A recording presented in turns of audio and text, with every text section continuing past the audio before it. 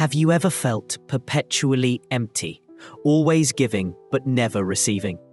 Like you're the person everyone turns to with their problems, yet when it's your turn to ask for help, the silence is deafening. Does that sound? Imagine this. You're the person everyone trusts, the one who always says yes to every request, the one who drops everything to help. It feels good, doesn't it? Being the reliable one, the problem solver. But here's the catch. Little by little, you're giving away pieces of yourself. And one day, when you try to give more, you realize there's nothing left. Now, when you need support, you're alone. Why? Because you exhausted yourself trying to fill everyone else's cup while leaving yours empty. This is where Stoic wisdom steps in, as taught by figures like Marcus Aurelius.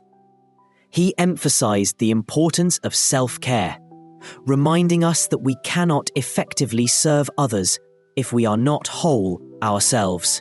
Think of it this way. Imagine two neighbors with gardens. One tends to their own garden first, ensuring it's healthy and flourishing. As a result, they have plenty to share. The other spends all their time tending to others' gardens, neglecting their own. Over time, their garden becomes barren and overrun. The lesson? You must care for your own garden before you can truly help others with theirs. This doesn't mean you should stop helping others altogether. Stoicism teaches balance. True generosity is sustainable. It shouldn't come at the cost of your well-being. As Epictetus said, it's not what happens to you, but how you react to it that matters. We have the power to say no when necessary, ensuring our acts of kindness don't deplete us. Plato reminds us to know our limits and embrace the idea that true goodness arises from strength, not exhaustion. And Carl Jung urges us to look inward, ensuring we're not wasting our energy on external demands while neglecting our inner peace. The Stoics, like Seneca, Marcus Aurelius, and Epictetus, spoke of the purity of action. They believed in doing what is right for its own sake, not for recognition or reward.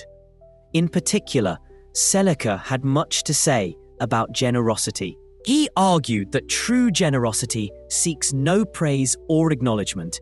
It simply gives because it is the right thing to do. He suggested we should give as we would wish to receive, with joy and without hesitation. For there is no grace in a gift that clings to the giver's fingers. Imagine giving simply to see the joy on someone's face, with no hidden agendas or mental tallies of who owes whom. This is the essence of Stoic generosity, giving from an abundant heart, not necessarily from material wealth. When we give expecting something in return, we're not really giving, we're negotiating. Life is far too rich and complex to reduce it to mere transactions. This Stoic approach to generosity aligns with Aristotle's vision of virtue. True virtue lies in finding joy in virtuous acts for their own sake, not for the rewards they may bring. Giving should be about finding fulfillment in the act itself, knowing that you've made a difference, however small, in someone else's life. Plato also emphasized living according to our highest ideals, regardless of the outcome. Generosity, in this sense, means embodying your values, staying true to your principles, without concern for what you'll receive in return. If you feel drained or worn out, remember that self-care is the foundation of any meaningful generosity. You can only give from a full cup, so take the time to nurture yourself. True kindness is about balance, knowing when to give and, more importantly, when to stop and when to go. When to reserve energy for yourself. And when you do give, do so from a place of abundance, with no expectations of receiving anything in return. According to Stoicism, generosity is about acting with integrity and joy, knowing that you're living in harmony with your highest values. So if you've ever given too much and felt drained, or if you're curious about finding balance in your life, remember that Stoicism offers a path forward. The key lies in being compassionate toward others, but strict with yourself, recognizing your own limits and nurturing your well-being so you can give without burning out.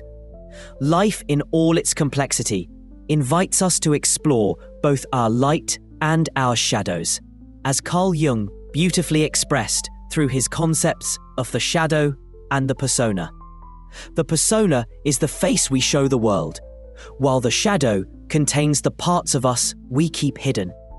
Jung's work challenges us to integrate both, recognizing that even in giving without expectations, we are embracing authenticity and personal integration. This act of generosity, when done without anticipating a return, is a profound expression of personal empowerment. The ancient wisdom of Epictetus reinforces this idea, reminding us that while we control our actions, the outcomes are beyond our reach. When we choose to give, whether it's our time, kindness, or resources, we do so from a place of internal control. This choice is empowering. It shifts the focus from what we can receive to what we can contribute. The beauty of giving without expecting anything in return is not only noble, it's liberating. It frees us from the trap of unmet expectations, from the resentment of feeling used, and nurtures a spirit of generosity that enriches both our lives and the lives of others. Setting boundaries also plays a crucial role in maintaining our well-being. In a world that demands so much of our time and energy,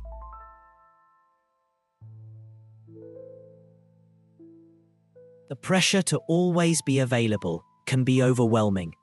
Stoicism, with its emphasis on personal virtue and inner peace, teaches us the importance of saying no to preserve our energy and focus.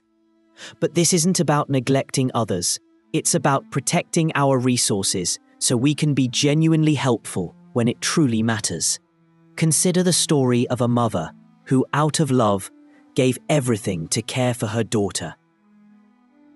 While this may seem like the epitome of love, it had unintended consequences. The daughter never learned to navigate the world on her own. Only after the mother's passing was the daughter forced to fend for herself. This simple story reveals a profound truth. Sometimes, excessive help can stifle personal growth. By setting boundaries, we foster independence. As Marcus Aurelius wisely observed, self-discipline and understanding what lies within our control are essential to living a virtuous life. Establishing boundaries becomes an act of wisdom, recognizing that we can offer support without taking the reins of someone else's life. Seneca echoes this by reminding us that true happiness comes from within, not from the actions or circumstances of others. By drawing lines in the sand, we empower others to rely on their inner strength while cultivating our own. This principle aligns with Aristotle's concept of the golden mean, finding balance between two extremes. In the case of boundaries, it's about striking a balance between helping others and preserving our well-being. Setting limits is not selfish. It's an act of wisdom and self-respect, ensuring we don't deplete ourselves through the relentless demands of the world.